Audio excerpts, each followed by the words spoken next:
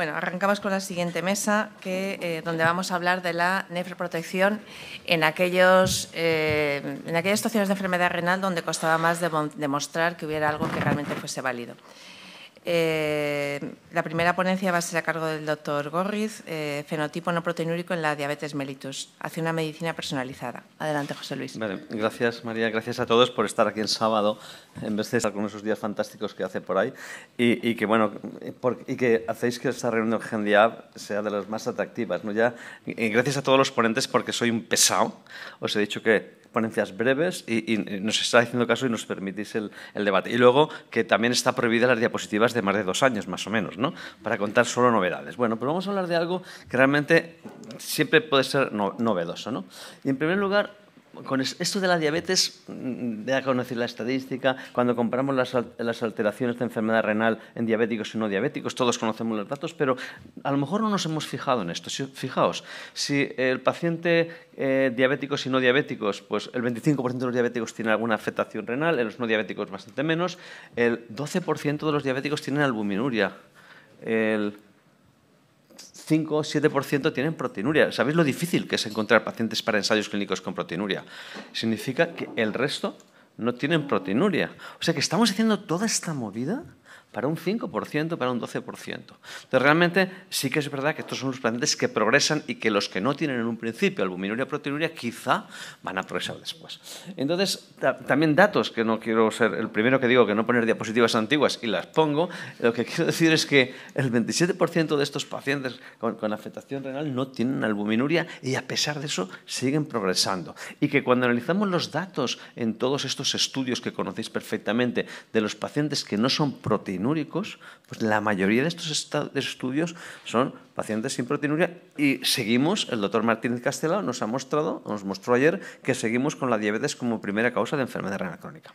Entonces, en toda la patología de la medicina está muy de moda personalizar y encontrar como fenotipos o encontrar diferentes formas de abordar esta patología, porque quizá los distintos fenotipos pueden requerir distintos tratamientos o a lo mejor que todos requieren los mismos tratamientos. Entonces, por ejemplo, mostramos, hay pacientes diabéticos que tienen filtrado por encima de 60 sin albuminuria, pacientes que tienen este filtrado con albuminuria y pacientes con filtrado reducido sin y con albuminuria. Y cada uno de estos puede que tenga una diferente progresión. Datos del NANES, voy a girar esto porque nos han puesto el televisor aquí bastante.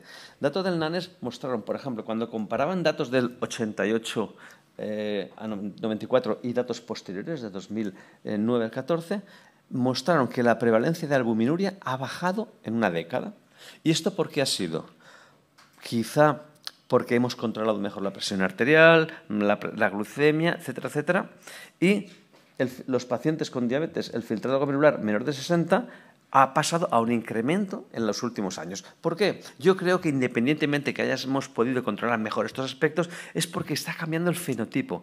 Estamos incluyendo pacientes mayores, personas mayores que desarrollan diabetes y de la misma forma que el riñón tiene un descenso del filtrado, también el páncreas tiene una limitación en su producción de insulina. Entonces, podríamos hablar de 2 fenotipos.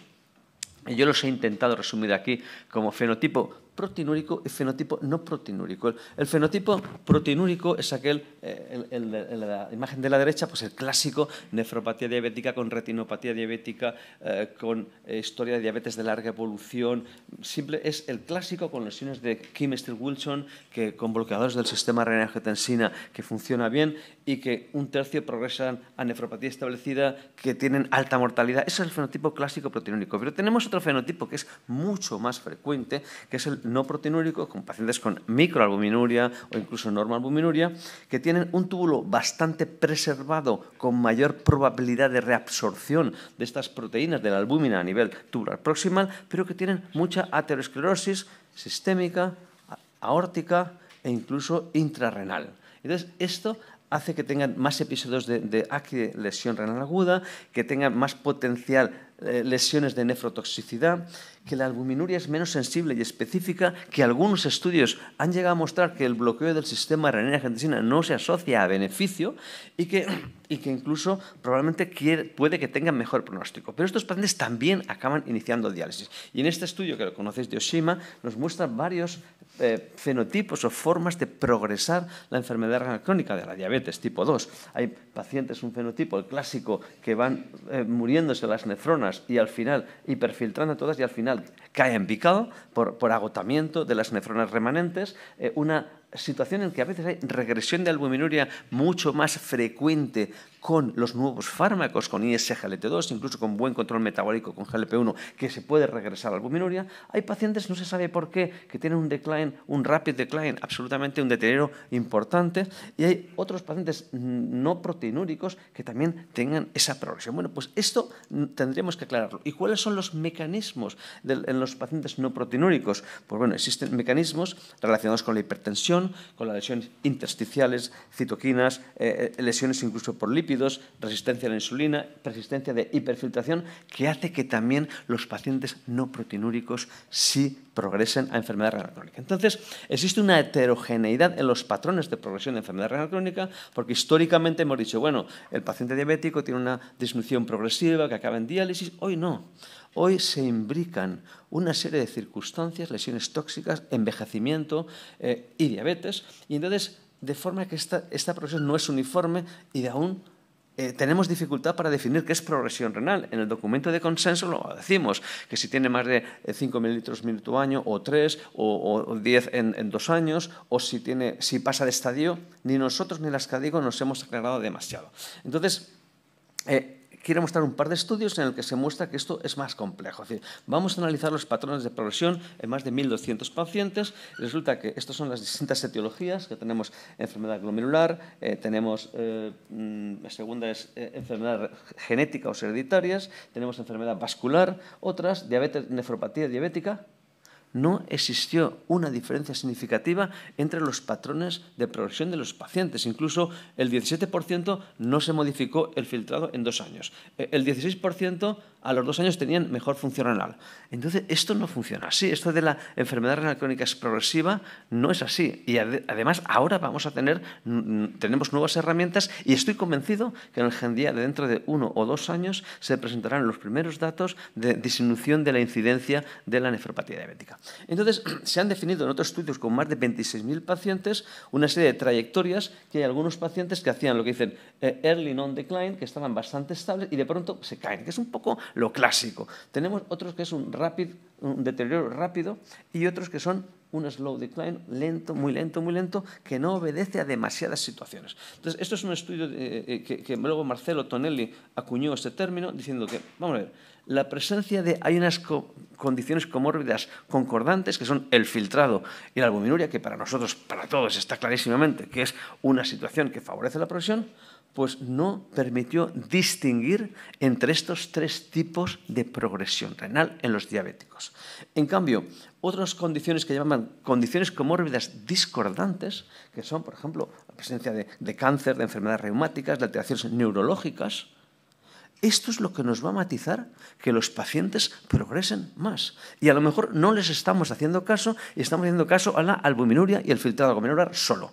Bueno, no quiero decir que nos olvidemos de la albuminuria y el filtrado, pero que quiero decir que tengamos en cuenta otros conceptos nuevos que van a poder influir en estos pacientes, ya que muchos de ellos son no proteinúricos. Por ejemplo, un estudio, el Biostat de insuficiencia cardíaca, un registro, es decir, a pesar de que los cardiólogos han descubierto aquí que el 10% tenían proteinuria, y para ellos fue un gran descubrimiento y estaban trabajando con ellos toda la vida, y el 35% de los cardiorrenales de la insuficiencia cardíaca, tienen albuminuria, pues el 55% no tenían proteinuria.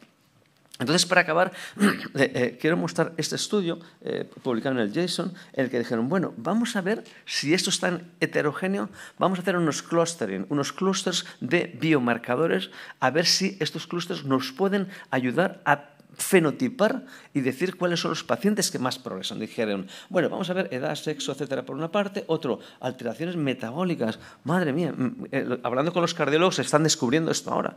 Esto puede influir en la progresión. biomarcadores cardíacos, inflamación, alteraciones lipídicas, incluso medicaciones recibidas a los pacientes, diuréticos AINES y ECA beta bloqueantes o no calcio antagonistas. Todo esto se hicieron unos clústeres en el que decían, bueno, si el paciente tenía poca intensidad de alteraciones del metabolismo óseo mineral, biomarcadores cardíacos y renales, diabetes, obesidad y los tratamientos recibidos eran adecuados, tenían un clúster. Si tenía, esto era más marcado, 2 estrellas, y si era mucho más marcado, podía ser más intenso. Vamos a ver si esta separación nos discrimina. Y, en efecto, esta separación en clústeres discriminó tanto la progresión renal, 1, 2 y 3 de los clústeres, tanto las complicaciones cardiovasculares, insuficiencia cardíaca, infarto, ictus, etcétera, y la mortalidad. Entonces, realmente hemos visto que la estratificación por enfermedad renal crónica y albuminuria no siempre es lo que nos indica, porque hay una heterogeneidad que está subyacente en este paciente. Y además el establecimiento de estos distintos clústeres o búsqueda de biomarcadores o búsqueda de unas condiciones clínicas que puede ayudarnos a establecer el pronóstico futuro puede sernos de gran ayuda, porque esto va a matizar los eventos y la muerte. Así pues, concluimos, y para dar paso a mi amigo doctor David Arroyo, que la enfermedad renal crónica de la diabetes tipo 2 es, además del fenotipo clásico de la albuminuria progresiva y deterioro renal, tienen otro fenotipo no proteinúrico, con características clínicas diferentes al clásico proteinúrico, que puede interpretarse como una mayor afectación vascular o enfermedad renal crónica no diabética incluso. Y se han detectado distintos genotipos de la enfermedad renal crónica, tanto en no diabéticos como especialmente en diabéticos, unos relacionados o no con la presencia o no de albuminuria proteinuria o con mayor progresión del filtrado o progresión o incluso regresión de la albuminuria. Que se han detectado heterogeneidad en los patrones de progresión de la enfermedad renal crónica, en un porcentaje relevante no son acordes con los patrones de progresión clásicos. Que en la insuficiencia cardíaca y en el síndrome cardiorenal el mayor porcentaje de los pacientes son no proteinúricos y que el tratamiento con bloqueadores del sistema renina-angiotensina, según la evidencia, no ha acabado de demostrar beneficio en todos los pacientes con diabetes tipo 2, especialmente los no proteinúricos, ya que no parecen afectar significativamente a la disminución del filtrado en este tipo de pacientes. Que el establecimiento de clústeres de distintos biomarcadores, datos clínicos y tratamientos puede predecir eventos renales, cardiovascular y muerte independientemente de los factores de riesgo establecidos de enfermedad renal, y que se precisa un mejor conocimiento de los distintos fenotipos de pacientes con enfermedad renal crónica, tanto diabética como no diabética, así como evidencias de nefroprotección que pueden demostrar beneficio en la progresión renal y en la mortalidad. Gracias.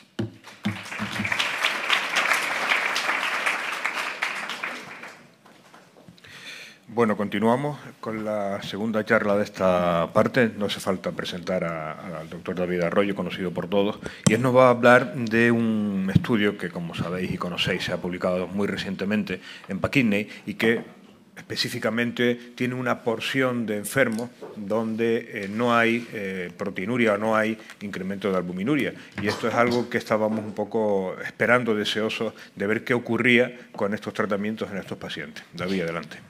Muchas gracias. Gracias a los organizadores por invitarme a estar hoy con todos vosotros y gracias al doctor Gorriz por adelantar la importancia de este estudio que vamos a analizar un poquito en profundidad, que es el EMPA-Kidney, que, como decía Juan, teníamos muchas ganas de saber sus resultados, que es el EMPA-Kidney, que se ha publicado a principios de este año y que se presentó en la Americana el año pasado. Esos son mis conflictos de interés. Y esto es lo que vamos a repasar muy rápidamente en estos 12 minutos y que también van a ser las conclusiones de la charla, que es que el EMPA-Kidney nos confirma el beneficio de los ISGLT2, en concreto de empagliflozina, en diversas etiologías de enfermedad renal más allá de las que teníamos, en pacientes sin bloqueantes del sistema renina-angiotensina, en pacientes con filtrados más bajos y en pacientes sin albuminuria o con grados bajos de albuminuria. En el camino que llevamos recorrido desde que se publicaron los primeros estudios con ISGLT2, ya hace 5 años que salió el Credence y, por lo tanto, que sabemos de la importancia de estos fármacos en pacientes renales, pero a la hora de analizarlos tenemos que distinguir en los diferentes diseños que tienen, los diferentes criterios de inclusión que tienen cada uno. Los 3 se interrumpieron prematuramente por buenos resultados, pero hay que entender que eso tiene un pago a la hora de analizar estadísticamente los subgrupos y hay que entender que eso tiene unas consecuencias importantes y también que van a demostrar diferentes perfiles de pacientes. Como sabemos, dentro de las diferentes gravedades que tienen los pacientes con enfermedad renal, antes del EMPA-KIDNey teníamos cubierto el beneficio con ISGLT2 en este área de pacientes, en pacientes con función renal normal o albuminurias bajitas en los estudios de seguridad cardiovascular y en pacientes con enfermedad renal moderada y albuminuria elevada con los estudios Creedence y DAPA-CKD. Y lo que viene a aportarnos específicamente el EMPA-KIDNey es este grupo de pacientes que incluye los pacientes con albuminurias bajas o negativas y los pacientes con un filtrado un poquito más bajo. Sigue quedando ahí un rango de pacientes con enfermedad renal muy avanzada en situación de prediálisis, que sabemos que son los pacientes en los que vamos a tener que utilizar datos en vida real con utilización de indicación fuera de ficha técnica, que es lo que hacemos habitualmente los nefrólogos. Como digo, esto nos da pacientes con perfiles diferentes, también no solamente en cuanto a su función renal, sino también en cuanto a su riesgo cardiovascular, y vemos que en el EMPA-KIDNey solamente entre comillas, el 27% tenía una enfermedad cardiovascular establecida, mayor en el grupo de pacientes diabéticos que en el grupo de pacientes sin diabetes. Y esto se confirma cuando vemos los resultados de tasa de mortalidad cardiovascular, de insuficiencia cardíaca en el grupo de placebo, que digamos que es el grupo naïf, a la hora de compararlo con los pacientes del grupo placebo del resto de estudios de ISGLT2, tanto DAPA-CKD como Creedence como en el EMPA-REG. Es el estudio que tiene una tasa menor de mortalidad y de eventos cardiovasculares, por lo tanto son pacientes de menor riesgo. Como siempre, los pacientes de menor riesgo van a necesitar mayor tiempo de seguimiento, van a necesitar una N más grande para poder alcanzar el poder estadístico para demostrar los beneficios de cualquier intervención terapéutica que hagamos. Otra de las diferencias que tienen los estudios, y también es importante a la hora de interpretar los resultados, es cómo definimos el objetivo primario, y dentro de esto ya llevamos unos años oyendo hablar de los MARES en composición a los MACES de los cardiólogos, los Major Adverse Renal Events, una cosa a la que todavía no hemos llegado a un consenso y de hecho ninguno de los tres estudios coincide a la hora de definirnos. El Creedence hablaba de la duplicación de la creatinina basal, el DAPA-CKD de la caída del 50% y el EMPA-KIDNey habla de la caída del 40%, un poquito menos estricto. Tampoco coinciden en a qué llaman enfermedad renal avanzada o terminal, ya que en Creedence y DAPA-CKD hablaban de 15 mililitros minuto, mientras que en EMPA-KIDNey hablan de 10 mililitros minuto. Son diferencias que parecen sutiles, pero que a la hora de interpretar luego la consecución o no del beneficio del objetivo primario también tienen su influencia. Como digo, esto de definir adecuadamente los MARES es una cosa que se lleva ya unos años intentando promocionar, que como de momento las agencias no han establecido la forma óptima, pues cada uno en su estudio va buscando la forma de que los resultados le salgan y ahí andamos peleando, pero ya hay una editorial que tiene unos cuantos años, creo que todavía entra en el tiempo que permite José Luis, de 2 años de antigüedad, que es la definición de los MARES propuesta en NDT, y que esperemos que poco a poco se generalice para que podamos trasladar los resultados de un estudio a otro. Y sin entrar mucho, sabemos que los resultados fueron positivos en todos los ensayos. Si nos centramos específicamente en los que hemos visto en el EMPA-KIDNey, el objetivo primario de caída del 40% de filtrado, llegar a enfermedad renal terminal, mortalidad cardiovascular o renal, pues hay una disminución del 28% en el grupo global. También cuando analizamos las caídas de las pendientes, tiene un beneficio en reducción de la progresión de la enfermedad renal que está en torno al 50%. Y de forma muy llamativa, y aunque las Ns de los endpoints individuales que forman el objetivo compuesto son muy pequeñitas, pues estamos hablando de 100 casos por cada una de las ramas, es estadísticamente significativo que el tratamiento con empagliflozina disminuye no solamente el objetivo compuesto, sino también la llegada a diálisis, la llegada a filtrado por debajo del 10, y el único objetivo que no demuestra es la mortalidad renal, esa definición que no tenemos muy claro qué es eso de mortalidad renal a día de hoy todavía, pero que no había prácticamente casos y por eso no, pero el resto todos los cumple. ¿Qué es lo que nos aporta? ¿Qué es lo que me han pedido que analice un poquito más en profundidad? ¿Qué es lo que nos aporta el EMPA-KIDNey versus lo que teníamos? Bueno, pues nos da otras etiologías de enfermedad renal. Como esto es GENDIAB y no es Glosén, no vamos a entrar en gran profundidad. Solo un 46% eran diabéticos y solo un 31% estaban etiquetados de enfermedad renal diabética, aunque solo estaban biopsiados el 30%, con lo cual el diagnóstico no deja de ser un diagnóstico clínico como el que hacemos en nuestras consultas día a día, pero con una tasa más alta de enfermedades glomerulares, de enfermedades vasculares, que es muy importante porque esa enfermedad por nefroangiosclerosis que está tan en debate que no sabemos muy bien si nos la creemos o no, puede estar en parte en la base de ese fenotipo de pacientes con enfermedad renal diabética no proteinúrica que comentaba José Luis en su charla habitual. Sabéis que es el ensayo con mayor número de pacientes con determinadas etiologías glomerulares, como puede ser la nefropatía IgA, y que además incluye otras etiologías que no se habían incluido en los ensayos previos, como el lupus, como la vasculitis ANCA. Esto lo dejamos para la glosen, como digo, y vamos a centrarnos en lo que nos interesa hoy aquí, que son los pacientes con enfermedad renal diabética. Muy interesante que se permitió la inclusión de pacientes sin bloqueantes del sistema renina-angiotensina-aldosterona, cosa que en DAPA, CKD y en Credence en principio entre el 97 y el 99% llevaban estos fármacos. Pues se ve que el beneficio renal es independiente de que los pacientes tomaran o no tomaran bloqueantes del sistema renina-angiotensina. ¿Cuántos son estos pacientes? Pues no son pocos, son en torno a 1000 y pico, es decir, un 15% más o menos estaban sin bloqueantes del sistema renina. Dentro de los normalbuminúricos oscilaba entre el 16 y el 22% de pacientes, y dentro de los pacientes con albuminurias por encima de 200, entre el 14% en los no diabéticos y el 11% de los diabéticos estaban sin bloqueantes del sistema renina-angiotensina-aldosterona. Bueno, pues pese a que no tenían este tratamiento, también el beneficio se mantiene. Y esto es importante porque, como veíamos en la charla anterior, en los pacientes sin albuminuria, los bloqueantes del sistema renina-angiotensina-aldosterona no han demostrado esa capacidad protectora que sí que vemos en pacientes diabéticos con proteinuria. El siguiente grupo de intereses son los pacientes con un filtrado más bajo. Sabemos que en los ensayos previos, en concreto en DAPA-CKD, el criterio de inclusión era filtrados hasta 25 mililitros minuto. En cambio, en EMPA-KIDNEY se permitían filtrados hasta 20 mililitros minuto, un poquito más bajos.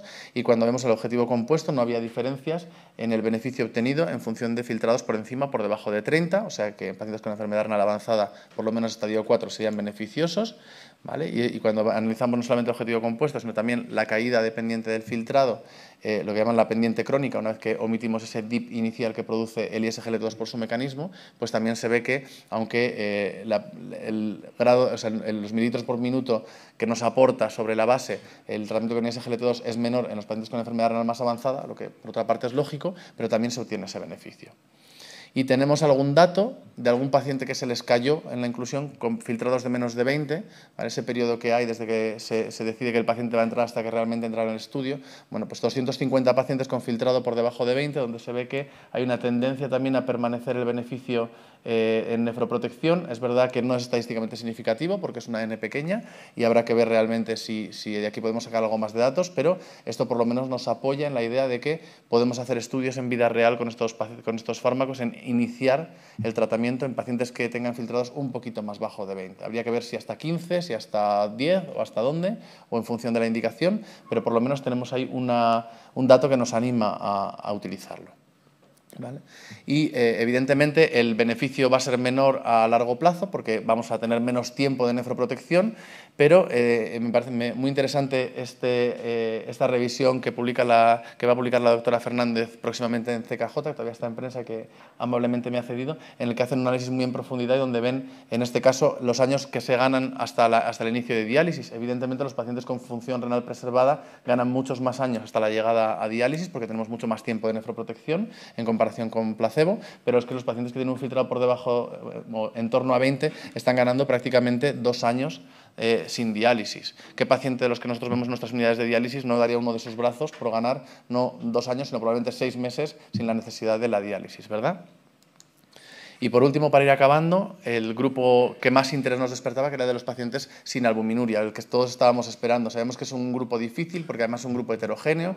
Yo siempre digo que me recuerda un poco a los pacientes con insuficiencia cardíaca y fracción de eyección preservada de los cardiólogos, porque es un cajón desastre donde entra un poquito de todo. Incluso en el paciente diabético normal albuminúrico tampoco sabemos muy bien, como veía José Luis, qué es exactamente lo que le está haciendo progresar, ¿no? Pero teníamos muchas ganas de ver si este fármaco también nos apoyaba. Bueno, pues cuando esto se presentó en el Congreso Americano el año pasado, la verdad que la reacción fue un poco de jarro de agua fría porque en análisis por subgrupos parecía que los pacientes con micro y normoalbuminuria no se beneficiaban tan claramente porque el beneficio no era estadísticamente significativo. Y, pues como digo, fue una sensación un poco agridulce. Hay que tener en cuenta que el número de eventos que tuvieron esos pacientes fue muy bajito. Estamos hablando de 40 eventos por rama en el grupo de pacientes normalbuminúricos. Es muy difícil demostrar nada con eso. ¿Por qué? Probablemente porque al ser pacientes de menor riesgo, el tiempo de seguimiento, al haberlo acortado, porque digamos que la normativa obligaba a acortarlo, porque el beneficio global ya se había demostrado, no dio tiempo suficiente como para demostrar si esta tendencia era estadísticamente significativa o no. Por suerte podemos ahondar un poquito más en los datos y cuando analizamos la pendiente de caída del filtrado, que es una forma un poquito más elegante, digamos, de ver realmente si el filtrado se va a perder o no, vemos que independientemente del grado de albuminuria sí que se obtiene un beneficio en los pacientes con albuminurías por debajo de 30, con coeficientes de albuminuria por debajo de 30. Evidentemente, el beneficio también es menor, que si los pacientes con macroalbuminuria están ganando 1,37 mililitros minuto año en comparación con el grupo placebo, los pacientes con normalbuminuria solo entre comillas, ganan 0,7 mililitros minuto año. Eso al final en 3 años son 3-4 mililitros minuto, que a la hora de decidir una entrada en diálisis o no puede tener su impacto, ¿no?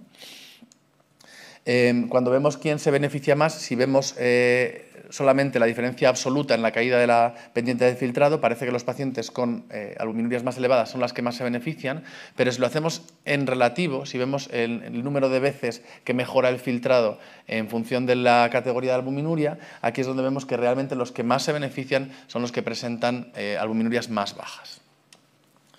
¿Tenemos otros datos para comparar en pacientes con albuminurias negativas más allá de lo que vemos en el EMPA-KIDNey? Tenemos datos de los estudios de seguridad cardiovascular y en este caso podemos comparar con los pacientes que se incluyeron en el EMPA-REG. Y vemos que aquí sí que obtuvieron un beneficio. Cuando cogemos los pacientes con filtrado reducido, en este caso eran filtrados un poquito más altos, y normalbuminúricos, vemos que sí que hay una reducción del objetivo primario, que no era exactamente el mismo, pero se podría asumir. ¿Por qué pueden ser esas diferencias? ¿Pueden ser solamente porque se benefician nada más que los pacientes normalbuminúricos con filtrado normal? ¿O puede ser porque estamos hablando de una definición diferente de lo que es el objetivo primario? Bueno, pues probablemente no. Probablemente se deba más a que se incluyó un número mucho más grande de este tipo de pacientes en el estudio EMPA-REG, ya que el seguimiento fue de prácticamente un año más. Y eso le da la potencia estadística suficiente para demostrar una tendencia que en el EMPA-KIDNey no se consiguió demostrar en ese subgrupo concreto. Para concluir y no alargarme, podemos ver que el EMPA-KIDNey demuestra que el efecto beneficioso de la empagliflozina se mantiene también en pacientes que no llevan tratamiento con YCARA-2, en pacientes con filtrados por lo menos por debajo de 25 mililitros a la hora del inicio, entre 20 y 25, probablemente también por debajo de 20, y también en pacientes con micro y con normalbuminuria. Esto abre un campo tremendo en un grupo de pacientes en el que no teníamos ninguna herramienta demostrada para mejorar el pronóstico renal. Y para terminar, quiero traer esta imagen de nuevo del estudio del artículo de la doctora Fernández, que es una fantástica revisión, en la que yo creo que con este estudio ya podemos olvidarnos y dejar de mirar si estamos hablando de que el ISGLT2 es bueno para normalbuminúricos o para macroalbuminúricos, para insuficiencia cardíaca reducida o preservada, en el que ya sabemos que este grupo de fármacos tiene un impacto pronóstico tremendamente positivo en todos los pacientes con enfermedad renal, con insuficiencia cardíaca y con diabetes. Muchas gracias. Muchas gracias, David. Fantástico repaso. Preguntas, que seguro que hay. Mira, por ahí tenemos.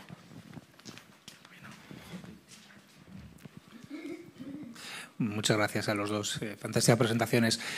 Respecto a la última presentación sobre el EMPA-KIDNey, a mí se me ocurre que quizá la gran diferencia con el EMPA-CKD o con el EMPA-REG, como se ha comentado, también has comparado, es el riesgo cardiovascular. El riesgo cardiovascular en EMPA-KIDNey es infinitamente inferior que el que puede haber en el EMPA-CKD porque hay muchos menos diabéticos y menos enfermedad cardiovascular, ¿no? No digamos el EMPA-REG, que tenía todos con enfermedad cardiovascular, ¿no? Cuando metes en el objetivo compuesto primario la muerte por causas cardiovasculares, claramente estás de alguna manera lastrando la posibilidad de que en un estudio con menos riesgo cardiovascular te salga significativo. Y justamente los normalbuminúricos son los que menos daño endotelial y menos daño vascular tienen, ¿no? Entonces yo creo que sería una de las posibles explicaciones de por qué quizá en el paciente normalbuminúrico no ha podido salir o no ha salido eso, ¿no? Entre otras cosas, claro. Totalmente de acuerdo. De hecho, cuando estaba todavía en marcha el estudio y hablamos con el laboratorio, yo siempre decía que digo, tengo la esperanza de que sean capaces de aguantar y de tener la paciencia suficiente de dejar que haya eventos en el grupo de pacientes normalbuminúricos, porque sabemos que la progresión, que no es el único factor de progresión, pero es uno de los más importantes. Entonces, pacientes que no tienen albuminuria, que tienen un riesgo cardiovascular bajo, si no les dejas el tiempo suficiente de seguimiento, nunca vas a poder demostrar, ¿no? Entonces, creo que era uno de los factores principales, desde luego. Además, es importante comentar que, lo acabamos de comentar, enfermedad cardiovascular muchísimo mejor que en EMPA-REG, etcétera, el riesgo es menor. Pero cuando nosotros ponemos un hipoglucemiante o tratamos con un ISGLT2 a un paciente diabético de 55, 57, 60 años, no tratamos para 2 años y medio, que son la duración de los estudios. Tratamos un poco más. Sí que es verdad que los eventos en estos pacientes son pocos porque tiene esto, pero no, va a ser muy difícil que digamos que eso no es beneficioso con todos los mecanismos y hipótesis mecanísticas que se han demostrado en estudios, ensayos clínicos y vida real. No tratamos a un paciente a 2 años vista. Oye, José Luis, yo aprovecho ya que estoy aquí en la mesa, tengo una pregunta que me ha surgido.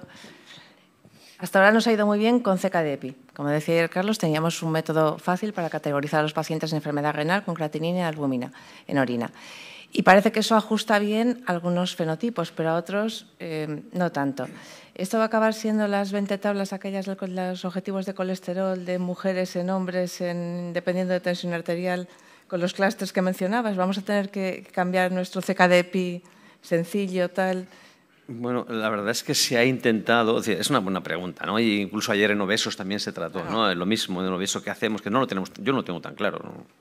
Entonces, sí que es verdad que es la herramienta menos mala que tenemos. Hemos intentado hacer cosas con cistatina, CKD-EPI cistatina, bueno, parece que en alguna cosa, pero tampoco aporta demasiada diferencia. Yo creo que nos queda bastante de CKD-EPI y sí que es verdad que el grupo de Leslie Inker o Leslie Stevens, que se llaman ahora cuando se casan, se cambian los nombres y tal, en Estados Unidos, ya no sabes a quién citar. Y entonces están trabajando en ello y quizá tengamos algunas nuevas fórmulas, pero sobre todo que sean fórmulas que hayan sido basadas en estudios con isótopos radioactivos o radiofármacos y que sean prácticas, que no nos venga una fórmula compleja o con cistatina que cuesta 10 veces más. La cistatina cuesta unos 4 euros o 3 euros hacerla, ¿no? Para perfiles de pacientes concretos, como Sí, tú mencionabas, correcto. los clústeres. Como dicen las guías, esto es perfil del paciente que no tengo claro si va a progresar, está en el límite de 60 de filtrado.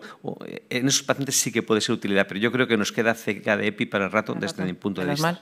Yo creo que lo que va a cambiar ahí, las cosas más que cambiar las fórmulas o incluir, hacer estratificaciones, yo creo que lo que va a cambiar ahí es cuando avancemos un poquito más con la genética, que es donde se está luchando en el tema de polimorfismos de riesgo y demás. O sea, eso probablemente va a dar un salto cuantitativo que sí que es lo que va a cambiar la fórmula de afrontarlo, ¿no? Esto te das cuenta que es bastante más complejo de lo que uno piensa. Porque luego cuando ves estudios, por ejemplo, de técnicas ómicas que también han intentado a partir de ahí perfilar, luego cuando hay estudios, por ejemplo, Esteban ha biopsiado, ha hecho correlaciones histológicas y tal, que el riñón del diabético es un mundo con tantos matices que es muy difícil encajonar y encasillar los perfiles en función de las variables. Yo creo que estoy totalmente de acuerdo. Nos queda todavía CKD-EPI para rato y sí, iremos avanzando, pero me parece que por digamos, la experiencia que ya hemos teniendo, no va a ser tan fácil esto. Yo creo que eso, ya antes de la pregunta de Alberto, la diapositiva es de los fenotipos que he puesto. Es decir, tenemos un paciente con 77 años y que ha sido un vascular hipertenso de larga evolución, que también se ha hecho diabético porque se ha hecho más gordito o por lo que fuera.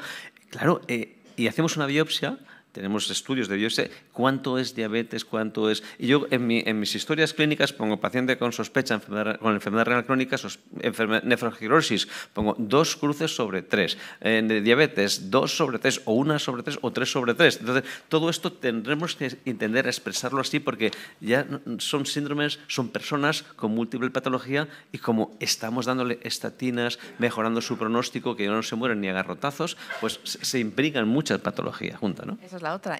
Ese paradigma de la fisiopatología de pérdida de 1 mililitro minuto año a partir de los 40 años, ¿dónde queda después de ver los resultados? ¿Ya no? Bueno, ya ni los enfermos pierden eso. Eso era cuando no se utilizaba bloqueo del sistema renina-angiotensina, que estamos detrás de un ensayo clínico y tenemos un fármaco como los ISGLT2 que están mejorando todo esto. Están haciendo que se vuelva a la evolución fisiológica. Ya veis las proyecciones de las líneas de los filtrados glomerulares. Eso es una grandísima noticia para nosotros. Bueno, mi pregunta va en el mismo sentido para intentar realmente clarificar las cosas. José Luis, Colin Tervaer en el 2010-2011 nos desclasificó claramente lo que era la nefropatía diabética con afectación predominantemente glomerular de otras formas histológicas de afectación renal en la diabetes. Entonces, ¿tú crees claramente que estos fenotipos que has intentado clarificar de más lenta progresión están más en relación con las formas histológicas de afectación preferentemente túbulo-intersticial y o vascular que con afectación glomerular, o realmente hay otro amasijo de causas que pueden explicarlo? Bueno, esa pregunta es muy interesante porque esa pregunta me la hice, incluso hice un trabajo de fin de grado analizando unas 50 biopsias de diabéticos de una estudiante, un trabajo magnífico, le dieron el premio al mejor trabajo el año pasado en la universidad y un 10, y era una N pequeña, pero en las referencias que analizamos no encontramos diferencia, porque teóricamente decíamos, no, es que las lesiones tubulointersticiales pueden que sean más lentas, y en otros estudios habían visto que la correlación con las lesiones tubulointersticiales tenía más gravedad. Entonces yo creo que se necesitan, hay un estudio de unos japoneses con 900 biopsias, y entonces estos detectan que las lesiones tubulointersticiales son más importantes de los que nos imaginamos, como nosotros sabemos cuando vemos una biopsia en nuestras sesiones anatomoclínicas. Entonces, se necesita algún estudio que nos digan que existe una correlación clínica con distintos fenotipos y con distintos tipos de lesiones anatomopatológicas, porque realmente aquí yo creo que lo que prima es la heterogeneidad. Y entonces hay pacientes que reciben muchos insultos de nefrotoxicidad, y estos pacientes parece que van mal, que tienen más lesiones intersticiales, y yo creo que esto, dice, cada vez sé que sé menos. Pero bueno, es así. Importancia de las lesiones tubulointersticiales en la progresión renal. ¿Y qué me decís? El viernes está Tamara Malek aquí, el jueves, este jueves, en la sección anatomopatológica que hacemos los jueves, uno de los pacientes tenía una diabetes y tenía una hialinosis completa de varias arteriolas aferentes, tenían nódulos. Esas arteriolas aferentes hialinizadas no van a responder a NIECA, a un SGLT2, no va a responder a nada. Entonces, esto se hace muy complejo. Y estos son todos iguales, y muchos diabéticos tienen hialinosis de sus arterias, ¿no? Entonces, yo creo que estamos aprendiendo que cada vez sé menos, pero que tenemos resultados con fármacos que sirven en todo el espectro de todo este fenotipaje. Doctor Morillas. Mi consejo es que os dure el CKD-EPI, porque eso ha hecho práctico la globalización, la sencillez para primaria, para otras especialidades, todo lo que sea fisiopatología, la complejidad en las pruebas, aunque mejores el diagnóstico, no llegas, es como las pruebas más específicas, las dejas para el final. Entonces, cuando yo quiero individualizar en un obeso con un IMC mayor de 35 kilogramos metro cuadrado, pues aplicaré a lo mejor unidad 24 horas, pero sé que estoy individualizando en ese paciente, pero en la mayoría me sirve. Entonces, no os aconsejo. Y luego que has comentado, David, no, es que el estudio está diseñado para todo, incluyen a pacientes con normalbuminuria, pero claro, no son pacientes de mucho riesgo. Los subanálisis por subgrupos, eso es para iniciar una hipótesis de futuro. Es decir, no pueden parar, cuando llegan los eventos hay que parar el estudio, y el paciente, el grupo de pacientes con menos riesgo, que era la normalbuminuria, pues se deberían plantear, pero no se lo van a plantear, un estudio con enfermedad renal crónica con normalbuminuria a largo plazo, no a 2 años y medio, probablemente 6, 7 años, hasta que haya los eventos, y probablemente lo demuestran. Pero cuando a lo mejor demuestran los eventos, ya está para salir el genérico del producto y no les interesa. Claro, también es cierto que efectivamente en EMPA-KIDNEY hay pacientes con microalbuminuria, pero la mayor parte de esos pacientes tienen un filtrado por debajo de 45, porque los que estén filtrados por encima de 45 tenían que tener un cociente por encima de 200. Y en ese espectro de pacientes normoalbuminúricos, no nos olvidemos que tenemos a Dicler. Dicler eran pacientes con un filtrado absolutamente conservado, el filtrado medio eran 85 mililitros minuto, y más del 60% eran normoalbuminúricos, y demostró protección en cuanto a progresión y en cuanto a reducción de eventos renales, con lo cual yo creo que todo el conjunto de estudios nos permite ahora mismo tener cubierto todo el espectro de enfermedad renal crónica. Era diabético, cierto es. Pero bueno, asume, porque sí es verdad que ese no lo vamos a tener en pacientes no diabéticos.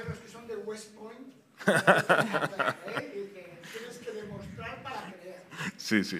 Bueno, ahí acabaremos sacando datos en vida real de lo que hacemos siempre, ¿no? Cuando la industria ya no le interesa, porque ya se le escapa un poquito de lo que tiene, pues lo que haremos nosotros juntar nuestros datos en registros y sacarlo, y si lo demostramos en vida real, que yo estoy seguro de que esto se va a demostrar, pues será evidencia también. No somos cardiólogos, llegamos a donde llegamos. Hola, yo quería preguntar, soy yo, Bea.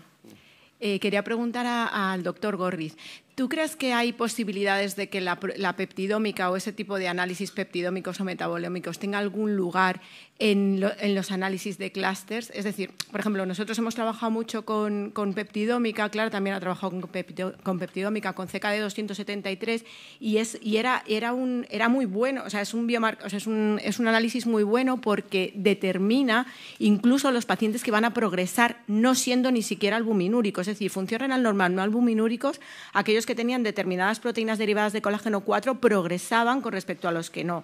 Lo que no se pudo demostrar en el ensayo que hicimos fue que la medicación, en ese caso usamos espironolactona porque fue lo que diseñaron, la medicación fuera capaz de regresarlo. Pero ¿tú piensas que realmente los análisis peptidómicos o ese tipo de análisis de hacer baterías de biomarcadores tienen sentido? Porque nosotros hemos trabajado muchas baterías de biomarcadores que funcionan en la teoría pero jamás se han llevado a la práctica. Entonces hay muchas veces que tengo la duda de si simplemente acabaremos clusterizando por Big Data, por inteligencia artificial, metiendo miles de millones de pacientes de diferentes sectores del mundo y con eso tiraremos, o si realmente crees que seremos capaces de hacer análisis más finos y que esos análisis sean traducibles a la práctica clínica. Gracias. Absolutamente.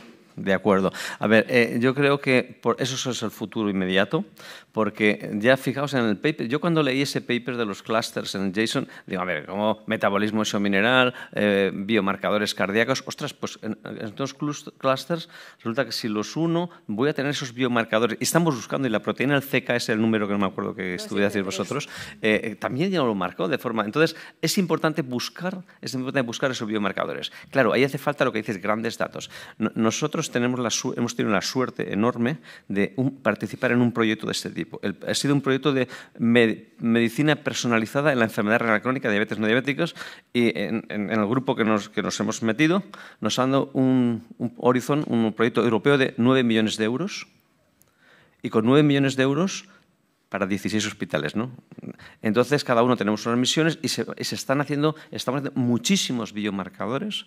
Es como si fuéramos, incluimos pacientes en orina y en sangre con enfermedad renal crónica y se están buscando entre muchísimos biomarcadores cuáles son los que pueden predecir progresión, presencia de proteinuria, albuminuria en estos pacientes con enfermedad renal crónica. Esa es la línea. Sí que es verdad que para eso hace falta grandes proyectos. La Unión Europea lo ha entendido así y nos ha dado el proyecto. Es decir, sabéis que es muy difícil que te concedan un proyecto. Pues eso la Unión Europea lo ha entendido y nosotros tenemos la suerte de empezar en el GenDiab, Alberto, dentro de 3 años quizá, igual presentamos algún dato de estos. Pues muchas gracias. Y aprovecho para dar las gracias a David por dar difusión a nuestro estudio y os invito a que lo leáis. Gracias a ti porque la verdad que es una revisión del EMPA-KIDNey con una elegancia súper bonita y unas figuras además súper chulas. O sea que... ¿Puedo hacer una pregunta a David? Mira, reacciones que me ha gustado mucho, cuando salga el paper lo leeré.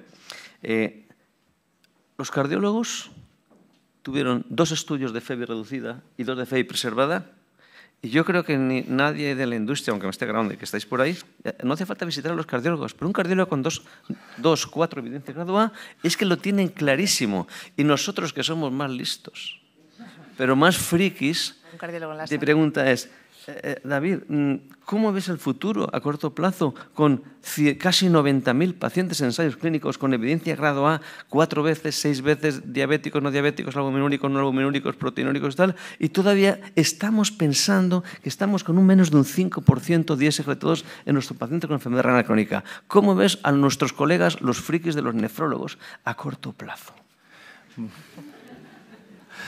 Pues es un tema complicado, porque es verdad que aquí estamos los que somos los que estamos interesados, pero al final todos tenemos compañeros en nuestros servicios porque tienen inercia terapéutica, que al final es lo que pasa pues, con muchas especialidades, ¿no? Con los cardiólogos no, porque son muy guía dependientes, es decir, ellos les ponen evidencia 1A o evidencia 2 y ya es que sale del hospital con ello sin mirar perfil, sin mirar clúster, sin mirar nada.